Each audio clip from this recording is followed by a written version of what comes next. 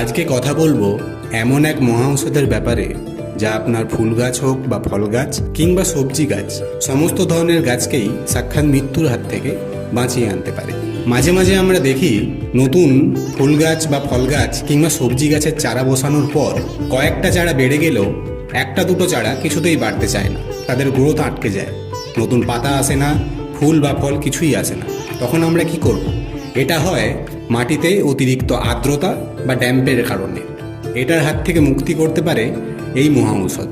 এই মহা ঔষধ মাটিতে অ্যাপ্লাই করলে মাটির অতিরিক্ত আর্দ্রতা বা ড্যাম্পনেস এবং মাটিতে খারত্ব ভাব সমস্ত কিছুই নিমেষে নির্মূল হতে পারে। হ্যাঁ, কথা বলছি খাওয়ার চুন, অর্থাৎ যে চুন আমরা পানে খাই, যে চুন আমরা ঘরে রং করা ইউজ করি, সেই চুন।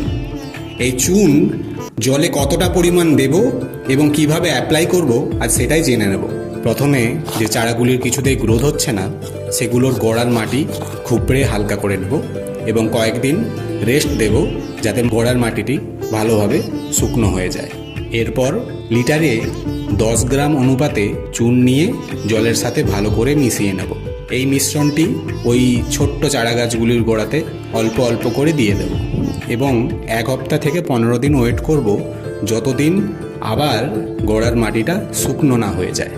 গোড়ার মাটি শুকনো হয়ে গেলে এরপর অল্প অল্প করে গাছে খাবার দেব এবং দেখব গাছটি পুনরায় উজ্জীবিত হয়ে উঠবে এবং বাড়তে থাকবে।